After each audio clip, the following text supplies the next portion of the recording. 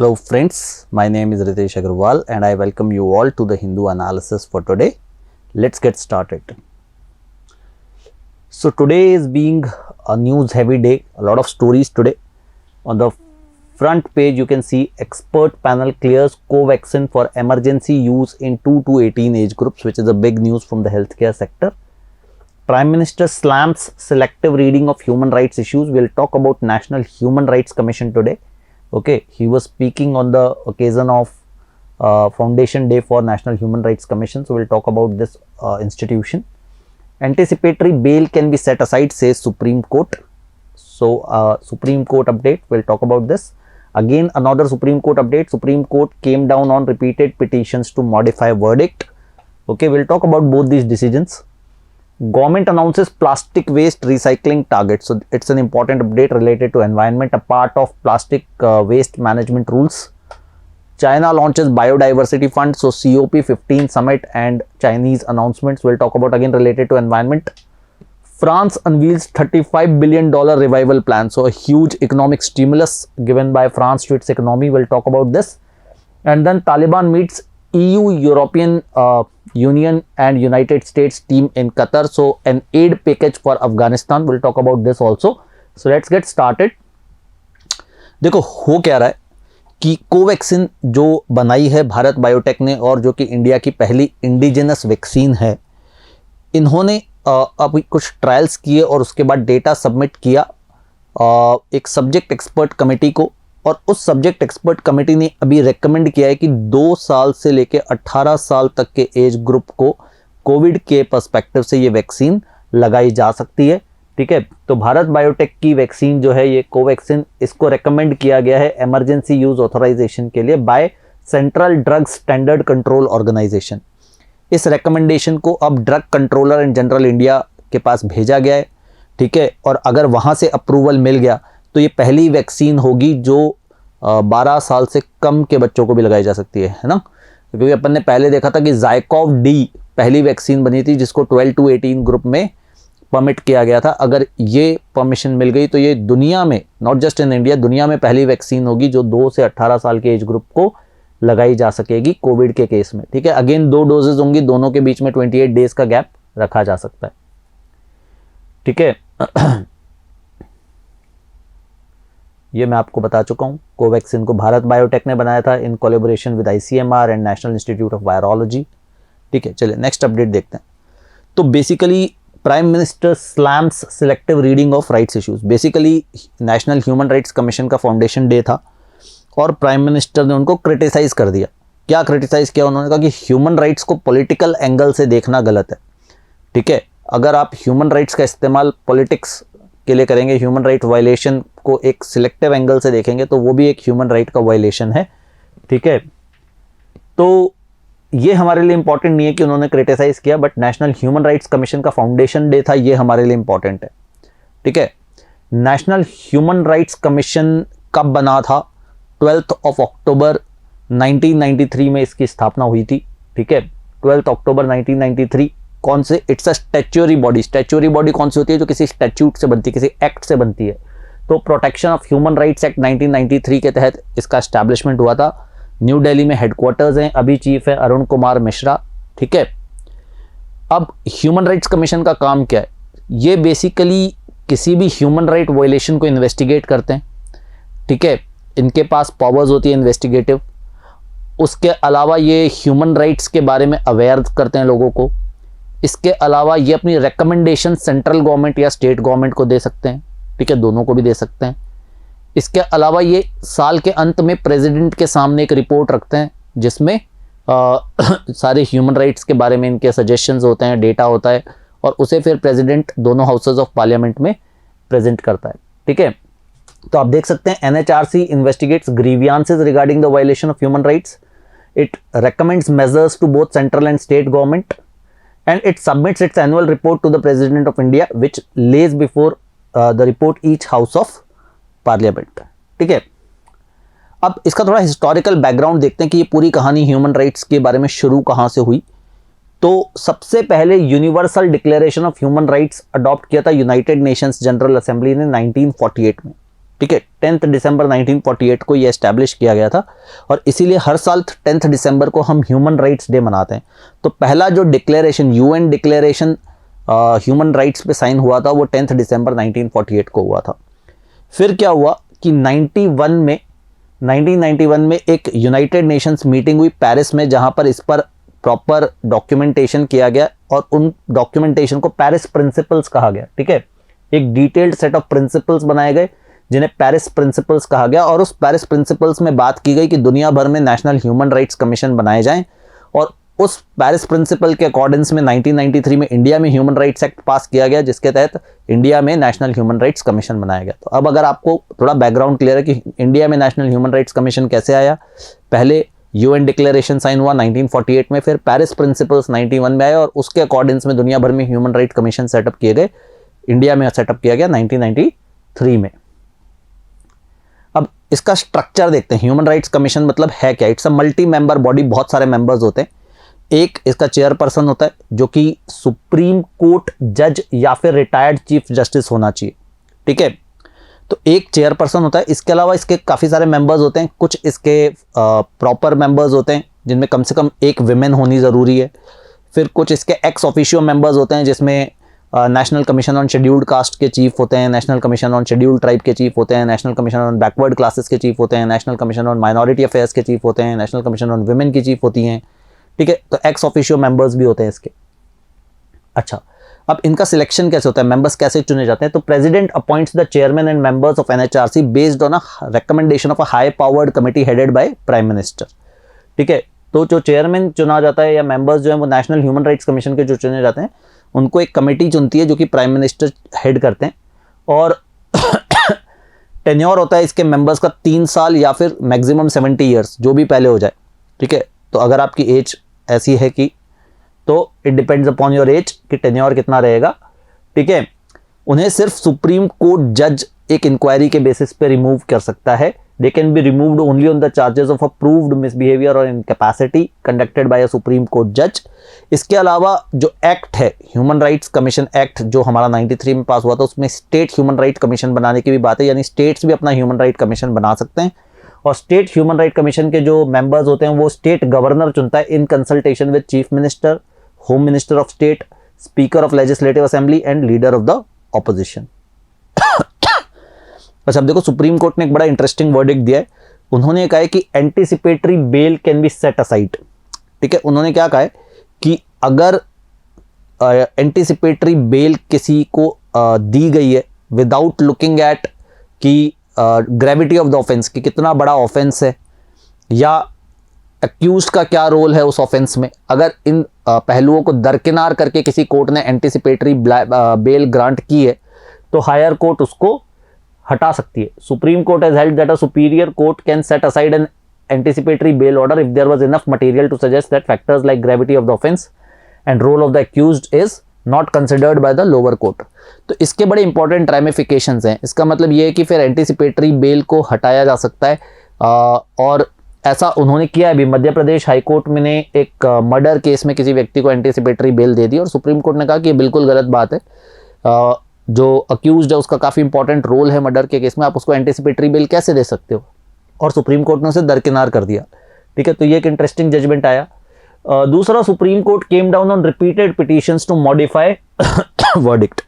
देखो हो क्या रहा है, सुप्रीम कोर्ट ने कोई जजमेंट दिया, ठीक है, तो क्या होता है कि काफ़ी सारे लोग जो रिसोर्स रिच लोग जिनको कहा गया है कि कॉरपोरेट्स हैं या गवर्नमेंट है, वो ये चाहते हैं कि ये जो जजमेंट है वो इम्प्लीमेंट ना हो। तो उसका क्या तरीका है कि आप उसके को एक पिटीशन लगा दो कि जो सुप्रीम कोर्ट है वो प्लीज़ इसे क्लैरिफाई करे या मॉडिफाई करे।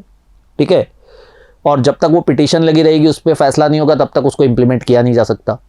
ठीक है, तो इसको रोकने के लिए उन्होंने कहा भाई सुप्रीम कोर्ट ने जो डिसीजन दिया है वो फाइनल है, उसमें ना तो किसी क्लैरिफिकेशन की ज़रूरत है ना किसी मॉडिफिकेशन की ज़रूरत है, और ये सिर्फ एक लीगल पहलू है जिसके दम पे डिसीजंस को ज़बरदस्ती स्टे किया जा रहा है, डिले किया जा रहा है।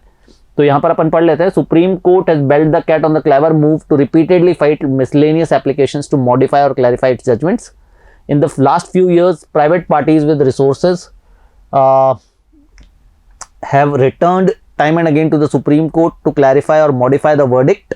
बट सुप्रीम कोर्ट का जजमेंट क्या है, a judicial pronouncement can not be subject to modifications once the judgment has been pronounced by filing a miscellaneous application. तो इस तरह की मिसलेनियस एप्लीकेशंस के बेसिस पे सुप्रीम कोर्ट अपना कोई भी जजमेंट मॉडिफाई नहीं करेगी। तो जो अननेसेसरी लीगल प्रोविजंस का मिसयूज करके जजमेंट्स को स्टॉल किया जा रहा था, उस पर सुप्रीम कोर्ट ने रोक लगाई है। देखो ये एक और इंपॉर्टेंट अपडेट है, government announces plastic waste recycling target. तो देखो प्लास्टिक वेस्ट अमेंडमेंट रूल्स अभी अनाउंस हुए थे और उसी में एक प्रोविजन था EPR, extended producer responsibility. Extended producer responsibility का मतलब क्या है कि अगर मैं प्लास्टिक बना रहा हूं तो मेरी रिस्पॉन्सिबिलिटी सिर्फ तब तक नहीं है जब तक कि मैंने उसे बेच दिया, मेरी रिस्पॉन्सिबिलिटी तब तक है जब तक वो प्लास्टिक इकोसिस्टम में एग्जिस्ट कर रहा है। ठीक है, तो उसी से रिलेटेड रूल्स गवर्नमेंट लेकर आई है। Centre has come out with draft regulations for extended producer responsibility which basically means the producer is responsible for the product till its end of life। तो जब तक वो पूरी तरीके से ख़त्म नहीं हो जाता प्लास्टिक या तो रिसाइकल नहीं हो जाता या फिर एनर्जी में तब्दील नहीं हो जाता या उसको पूरी तरीके से बर्बाद नहीं कर दिया जाता, तब तक रिस्पॉन्सिबिलिटी प्रोड्यूसर की है। ठीक है, तो पहली बात प्रोविज़न क्या है कि प्रोड्यूसर्स ने कितना प्लास्टिक बनाया ये डेटा सेंट्रल गवर्नमेंट के साथ उनको शेयर करना पड़ेगा through an portal. Producers of plastic would be obliged to declare to the government via centralized website how much plastic they produce annually। तो पहली बात तो प्लास्टिक के प्रोडक्शन का डेटा गवर्नमेंट के साथ शेयर किया जाएगा।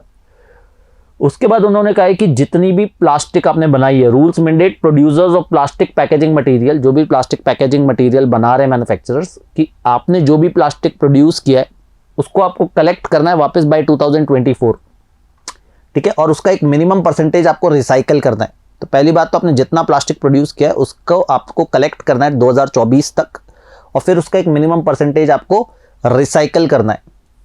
ठीक है, इसके लिए टारगेट्स भी तय किए, पर पहले मैं आपको बताता हूं कि इन्होंने गवर्नमेंट ने क्लासिफिकेशन कैसे किया है। तो गवर्नमेंट ने प्लास्टिक पैकेजिंग को 3 कैटेगरीज में बांटा है। सबसे पहली कैटेगरी है रिजिड प्लास्टिक, दूसरी कैटेगरी है फ्लेक्सिबल प्लास्टिक जो कि सिंगल लेयर है या फिर मल्टी लेयर है। लेकिन जब मल्टी लेयर के बारे में बात कर रहे हैं तो मल्टी लेयर मतलब more than 1 layer with different types of plastic, मतलब जो मल्टी लेयरिंग हो रही है, अलग अलग लेवल पे लेयरिंग हो रही है, वो प्लास्टिक की ही है। तीसरी कैटेगरी में मल्टी लेयर्ड प्लास्टिक जिसमें एक लेयर प्लास्टिक की है, बाकी दूसरी लेयर प्लास्टिक के अलावा किसी मटेरियल की भी हो सकती है। तो 3 कैटेगरीज हो गई, rigid plastic, plastic with flexible plastic with single layer या मल्टी लेयर जिसमें दोनों लेयर्स प्लास्टिक की हैं, और थर्ड मल्टीपल लेयर जिसमें प्लास्टिक के अलावा भी किसी मटेरियल की लेयर हो सकती है। इस तरीके से 3 कैटेगरीज प्लास्टिक पैकेजिंग की बनाई है।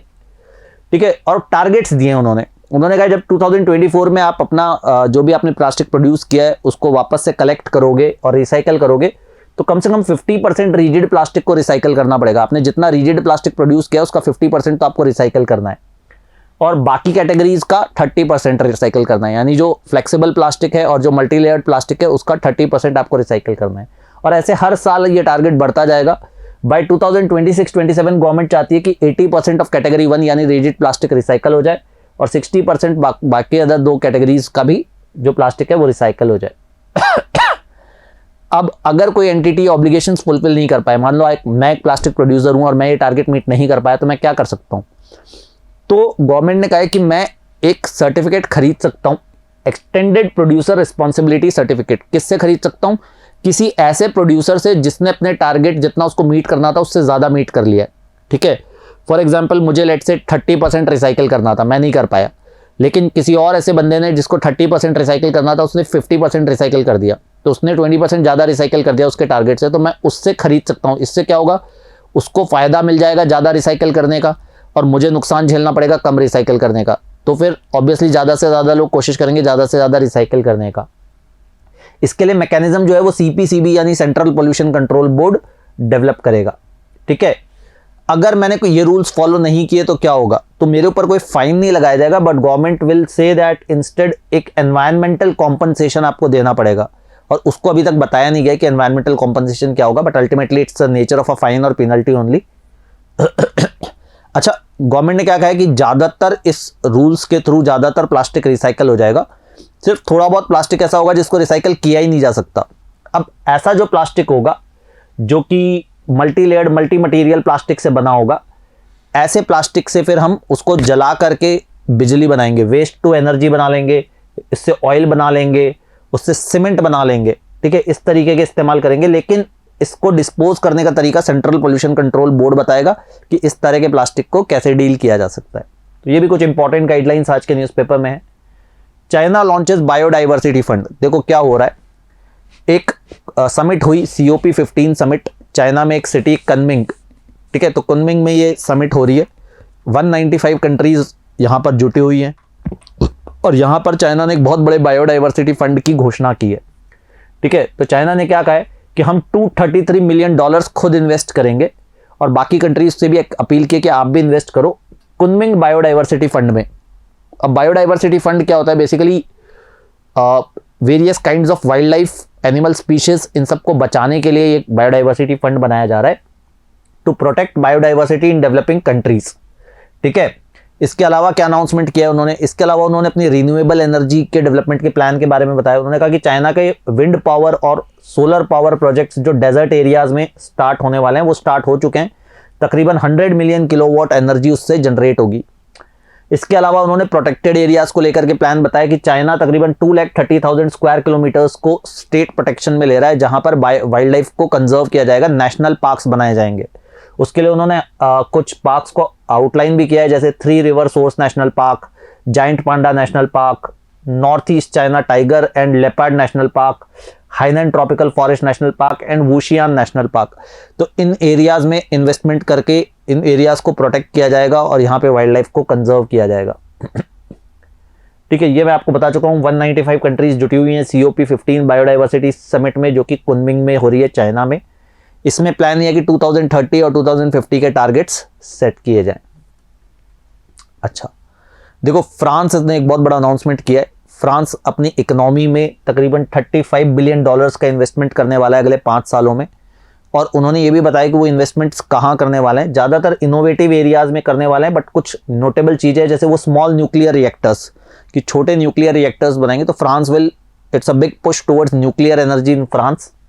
फिर इलेक्ट्रिक कार्स, फिर ग्रीनर एयरप्लेन्स। देखो हमको ये भी याद रखना है कि यूरोपियन यूनियन एज अ ने भी नेट जीरो का टारगेट 2050 का दिया है। तो across Europe the countries are moving towards green energy, across Europe the countries are moving to reduce carbon emissions, ठीक है। तो ये एक बड़ा इनिशिएटिव फ्रांस ने लिया है, ठीक है। अच्छा, अब लास्ट अपडेट देखो US EU led delegation Taliban के लोगों से मिला एट दोहा इन कतर, और हमने बात की थी कि एक ह्यूमैनिटेरियन असिस्टेंस के बारे में कि अफगानिस्तान में सिचुएशन बहुत ख़राब है। तालिबान ने कंट्रोल जब से लिया है उसके बाद अनएम्प्लॉयमेंट बहुत बढ़ गया है, बैंकिंग सिस्टम कोलैप्स कर गया है, इकोनॉमी बहुत बुरे हालातों में। तो यूरोपियन यूनियन की जो चीफ हैं उर्सुला वॉन डेर लेयन, इन्होंने घोषणा की है कि तकरीबन $1.2 बिलियन, यस $1.2 बिलियन का एड इन्होंने अफगानिस्तान को दिया है। अब इसका मतलब ये नहीं है कि ये पैसा इन्होंने तालिबान गवर्नमेंट को दे दिया, नहीं।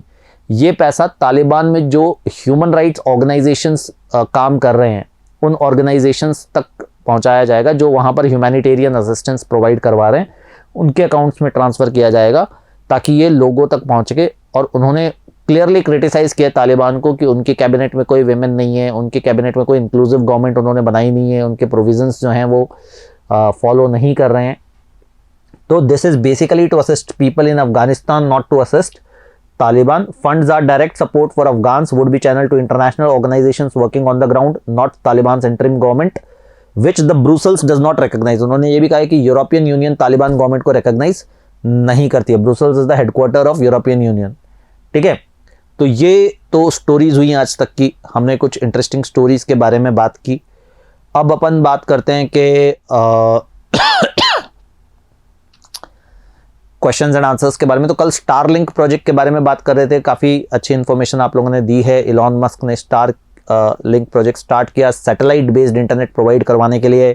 1600 सैटेलाइट्स ऑलरेडी लॉन्च कर चुका है। तो ये सारी इन्फॉर्मेशन जो मैंने पूछी थी आप लोगों ने कमेंट सेक्शन में बताई है। अब बात आती है कि आज के क्वेश्चन के बारे में। तो आज अपन बात करते हैं, देखो कोवैक्सिन को अप्रूवल मिला, अप्रूवल नहीं रिकमेंडेशन मिला है, अभी DGCI अप्रूवल देगा फाइनल। तो मैं आपसे पूछना चाहता हूं कि drug controller general of India ने पहली वैक्सीन जो कि 12+ कैटेगरी में लगाई जा सकती है, कौन सी वैक्सीन को अप्रूवल दिया था और वो वैक्सीन कौन सी कंपनी ने बनाई है, ठीक है, ये 2 सवालों के जवाब आप अगेन कमेंट सेक्शन में दे सकते हैं and I will see to it and respond to it tomorrow. Till then take care, good bye and keep reading.